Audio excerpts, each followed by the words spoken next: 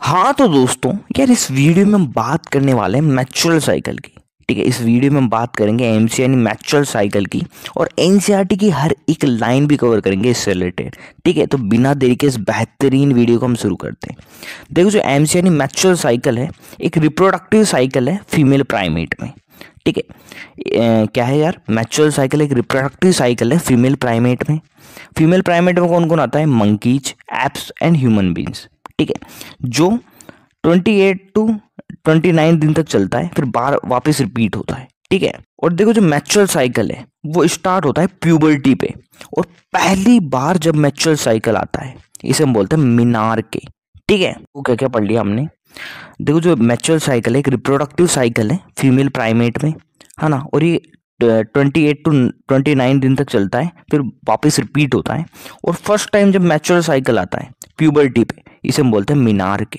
ठीक है, अब देखो यार जो मैचुरल साइकिल है इसको हम बहुत डिटेल में देखेंगे। ठीक है, देखो जो मैचुरल साइकिल है इसमें मेनली दो ऑर्गन इन्वॉल्व होते हैं, एक तो ओवेरी और एक यूटेरस। ठीक है क्या साहब, देखो जो मैचुरल साइकिल है इसमें दो ऑर्गन इन्वॉल्व होते हैं, एक तो ओवेरी और एक यूटेरस। ठीक है जी, और इसमें तीन फेज होती है। पहली होती है मैचुरल फेज, दूसरी होती है फॉलिकल फेज या प्रोलिफरेटिव फेज, और तीसरी होती है ल्यूटियल या सिक्रेटरी फेज।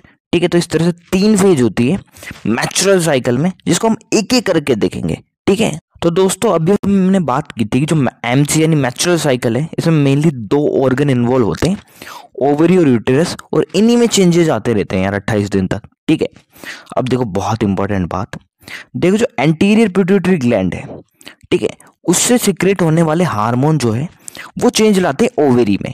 ठीक है, और देखो जो ओवेरी से हार्मोन सिक्रेट होते हैं एस्ट्रोजन और प्रोजेस्टेरोन, ये चेंज लाते हैं एंड जो यूटेरस की एंड्रोमेट्रियम है उसमें। ठीक है, तो एक बार वापस क्या, देखो जो एंटीरियर पिट्यूटरी ग्लैंड है वो काम करती है ओवेरी पे।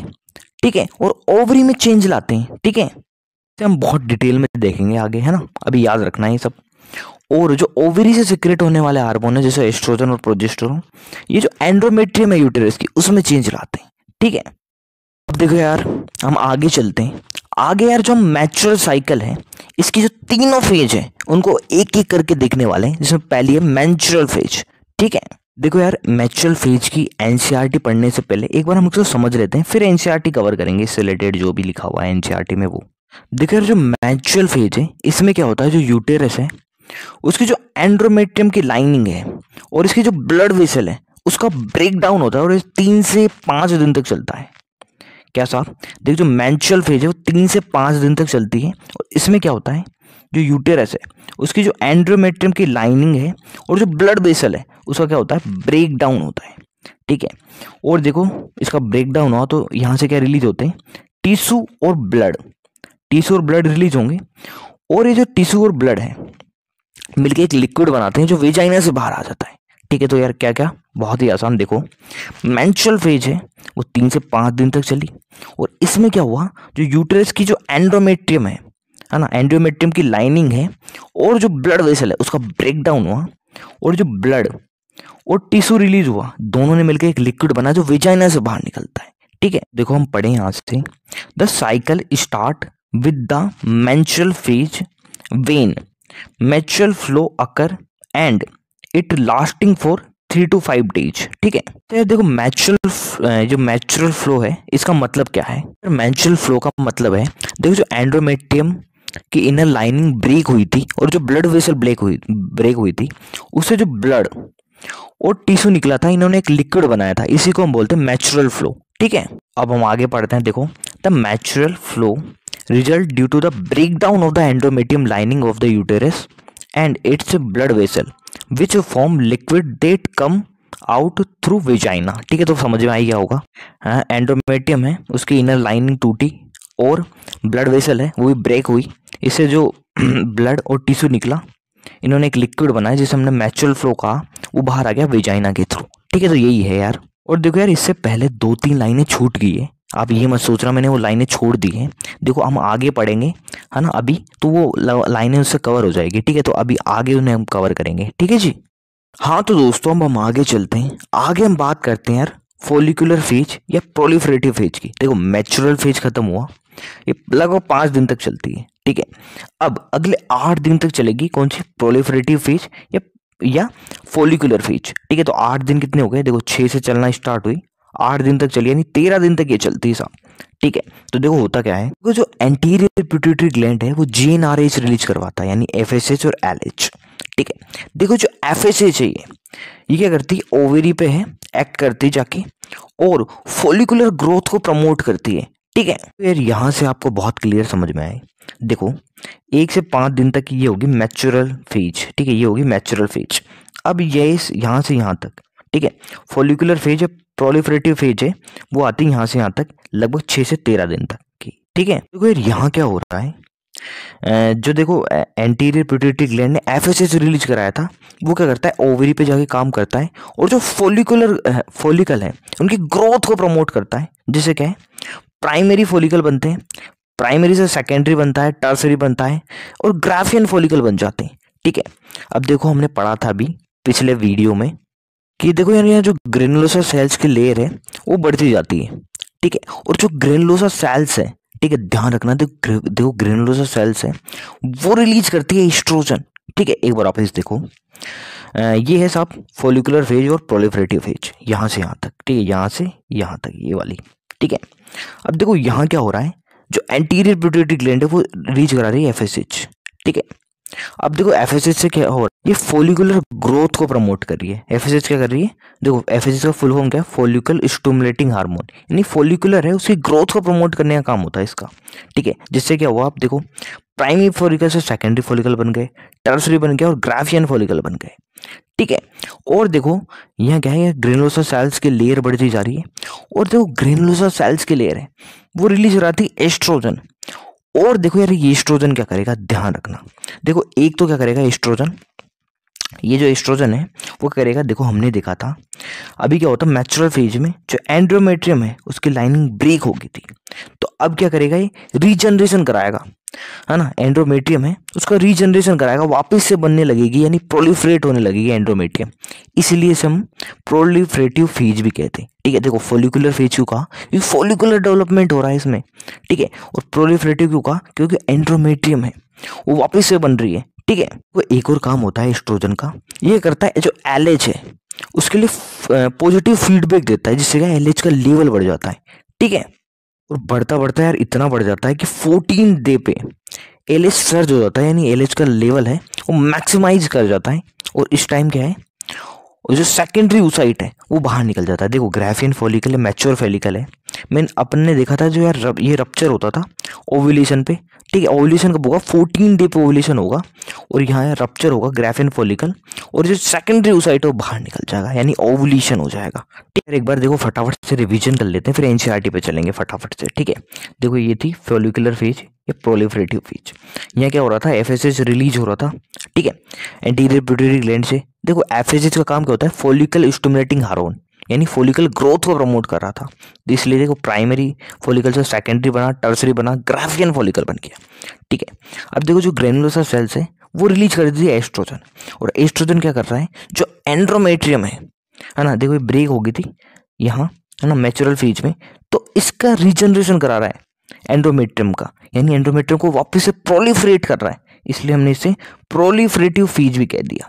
ठीक है, और मैंने एक और बात बताई, देखो जो एस्ट्रोजन है वो लगातार बढ़ता जा रहा है और ये क्या कर रहा है, जो एलएच है उसके लिए पॉजिटिव फीडबैक भी दे रहा है, जिससे क्या है, बढ़ता बढ़ता बढ़ता 14th डे पे क्या करता है, एलएच सर्ज हो जाता है, इसका जो लेवल है बहुत बढ़ जाता है। ठीक है, और ये जो एलएच क्या करवाता है, जो मेच्योर ग्राफियन फॉलिकल है उससे सेकेंडरी oocyte को क्या करता है, बाहर निकलवा देता है, यानी देखो जो ग्राफियन फॉलिकल है उसको रप्चर करा देता है और सेकेंडरी oocyte है वो बाहर निकल जाएगा यहाँ से। ठीक है, तो देखो यार यहाँ से देखो ये यहाँ से यहाँ तक का जो पार्ट है, एक सेकंड, यहाँ तक का ये हम आगे देखेंगे, जब ये पूरा कंप्लीट हो जाएगा तब समझ में आएगा। ठीक है, तो हम आगे यहाँ से चलते हैं। ठीक है, देखो menstrual phase is followed by the follicular phase. अब फॉलिकुलर फेज आएगी, during this phase the primary follicle in ovary grow to become a fully mature Graafian follicle, and simultaneously the endometrium of uterus regenerate through proliferation. ठीक है, आगे हम पढ़ें, these changes in the ovarian uterus are induce by changes in the level of the pituitary and ovarian hormone. ठीक है, तो देखो वही बात मैंने बताई, देखो एंटीरियर पिट्यूटरी ग्लैंड है, उससे जीएनआरआईस रिलीज हुए, यानी एफएसएस और एलएच। एफएसएस जो था उसने क्या किया, इसका मतलब होता है फॉलिकल स्टिमुलेटिंग हार्मोन। इसने क्या किया, जो फॉलिकल ग्रोथ थी इसको बढ़ा दिया, जैसे प्राइमरी फॉलिकल, सेकेंडरी, टर्सरी, और इस तरह से मैच्योर ग्राफियन फॉलिकल बन गए। ठीक है, और देखो जी जो ग्राफियन फॉलिकल है इसमें क्या है, ग्रेनुलोसा सेल्स है, इससे रिलीज हो रहा है एस्ट्रोजन। ठीक है, इससे रिलीज हो रहा है एस्ट्रोजन। एस्ट्रोजन ने क्या किया, जो यूटेरस में, यूटेरस की जो एंड्रोमेट्रियम थी, यूटेरस की जो एंड्रोमेट्रियम थी उसको क्या किया, वापस से रीजनरेशन कराया। देखो ये टूट गई थी मैच्योरल फेज में, तो इसका वापस से रीजनरेशन कराया। ठीक है, तो यही सब लिखा हुआ है यहाँ भी। तो देखो यार फॉलिकल फेज में क्या हुआ, फॉलिकल बने वापस से, है ना, फॉलिकुलर ग्रोथ हुई तो ग्राफियन फॉलिकल बन गया, और इसी टाइम पे क्या एस्ट्रोजन रिलीज हो रहा था, तो क्या है एंड्रोमेट्रियम है उसका रीजनरेशन भी हो गया यूटेरस की। ठीक है, और देखो यार जो चेंज हुए वो क्यों हुए, level of pituitary and ovarian hormone की वजह से। ठीक है, देखो पिट्यूटरी ग्लैंड से तो एफएसएस रिलीज हुआ था, और ओवेरी से रिलीज हुआ था एस्ट्रोजन। ठीक है, तो ये भी हो गया।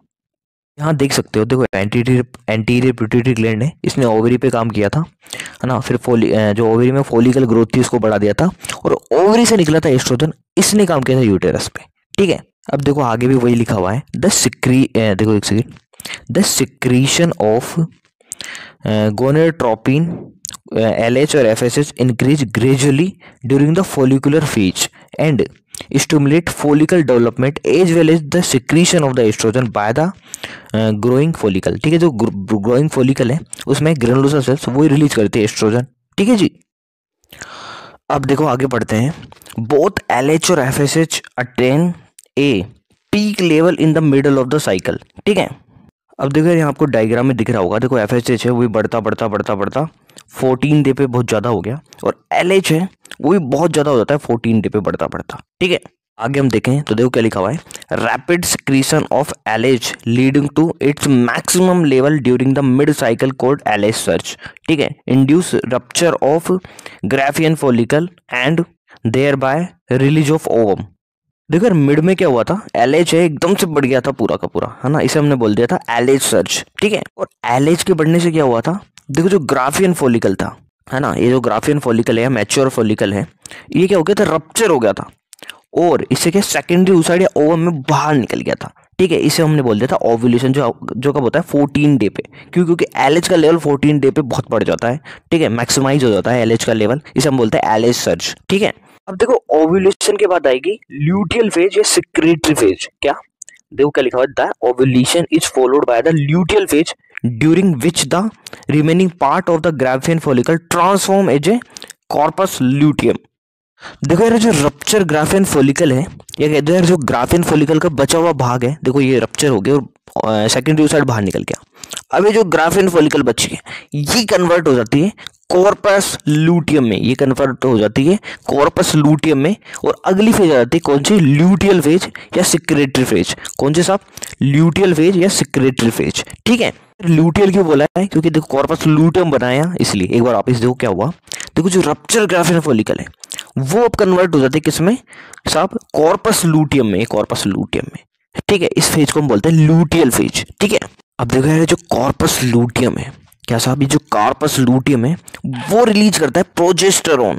ठीक है, देखो यार जो प्रोजेस्टेरोन है इसका लेवल बढ़ने लगता है, देखो यार बढ़ गया। क्या साहब, देखो जो कॉर्पस लूटियम है, क्या साहब, कॉर्पस लूटियम जो है वो क्या करता है, प्रोजेस्टेरोन हार्मोन है वो रिलीज करता है, और देखो यार ये इससे क्या हुआ, प्रोजेस्टेरोन हार्मोन बढ़ने लग गया।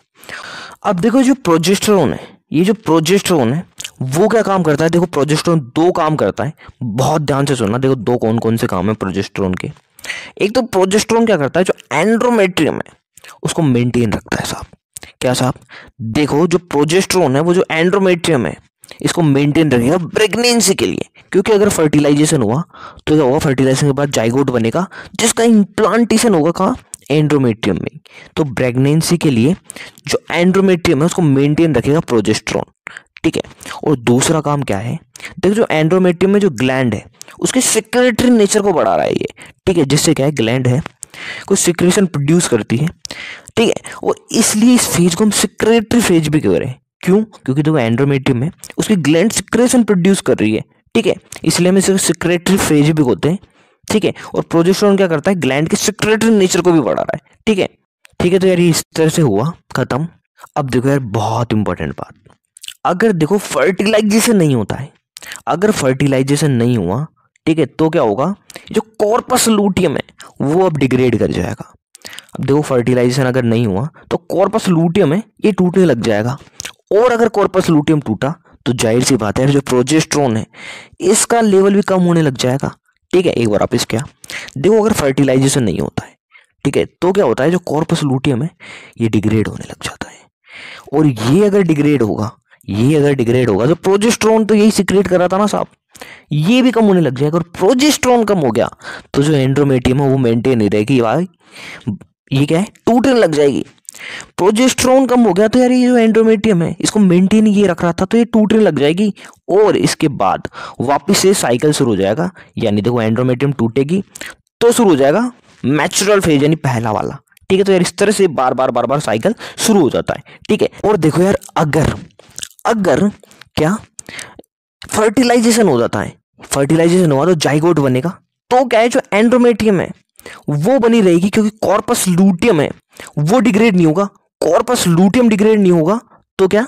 प्रोजेस्टेरोन का लेवल भी बना रहेगा, और प्रोजेस्टेरोन अगर बना हुआ है तो एंड्रोमेट्रियम भी बनी रहेगी, ठीक है। और देखो यार अगर ये बनी हुई है तो फिर आगे आगे कुछ नहीं होने वाला, मतलब ये जो साइकिल है वो नहीं चलने वाला 9 महीने तक, ठीक है।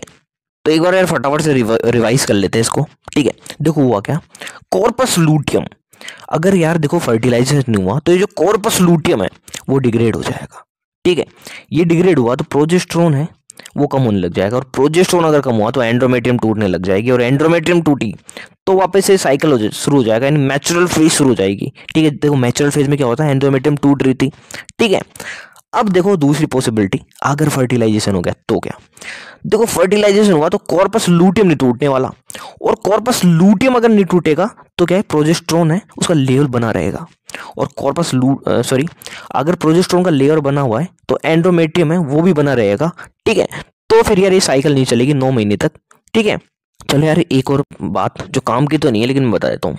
देखो होता क्या है, देखो एम्ब्रियो अगर बन जाता है तो वो एक हार्मोन सिक्रेट करता है HCG, और ये जो HCG है वो क्या करता है? कॉर्पस लूटियम है उसको बनाए रखता है, ठीक है। कॉर्पस लूटियम बना रहेगा तो प्रोजेस्टेरोन भी बना रहेगा। अगर यार देखो फर्टिलाइजेशन नहीं हुआ तो HCG है वो भी नहीं आएगा, तो इसलिए डिग्रेड हो जाता है, ठीक है। तो यार ये भी हो गया, बात खत्म। अब एनसीईआरटी हम पढ़ लेते हैं। तो देखो हम आगे पढ़ते हैं। देखो कॉर्पस लूटियम है वो क्या सिक्रेट करेगा? Large amount of progesterone which is essential for the maintenance of the endometrium. ये बता ही दिया, देखो प्रोजेस्टेरोन है एंड्रोमेट्रियम को मेंटेन रखता है, ये हमने बता दिया, ठीक है। Such an endometrium is necessary for implantation of the fertilize ovum and other event of pregnancy, ठीक है। देखो एंड्रोमेट्रियम है वो क्या करता है? एक तो इम्प्लांटेशन के जरूरी है, और देखो जो प्रेगनेंसी के दौरान और भी बहुत सारे इवेंट्स होते हैं उसके लिए भी जरूरी होता है, ठीक है। During pregnancy all events of the menstrual cycle stop. अब देखो अगर फर्टिलाइजेशन हो गया यानी प्रेगनेंसी अगर आ गई तो क्या है? तो मैच्योरल साइकिल है उसके आगे के इवेंट नहीं चलेंगे, ठीक है। देयर इज नो मैच्योरेशन, ठीक है। अब देखो अगर फर्टिलाइजेशन नहीं होता तो क्या होता है? In absent of fertilization corpus luteum है वो डिग्रेड होगा, और कॉर्पस लूटियम डिग्रेड हुआ तो प्रोजेस्टेरोन रिलीज नहीं होगा, और प्रोजेस्टेरोन रिलीज नहीं हुआ तो एंड्रोमेट्रियम टूटेगी फिर। दिस कोज, ठीक है, disintegration of endometrium lead to maturation, है ना। देखो एंड्रोमेट्रियम टूटेगी तो मैच्योरल फेज शुरू हो जाएगी वापस से, and markedly a new cycle, ठीक है। अब देखो एक और बहुत इंपॉर्टेंट टर्म है मीनोपॉज, ठीक है। देखो पोज यानी होता है रुकना, ठीक है। तो देखो जो फीमेल होती है उसमें मैच्योर साइकिल है लगभग 50 साल की उम्र तक ही चलती है, ठीक है।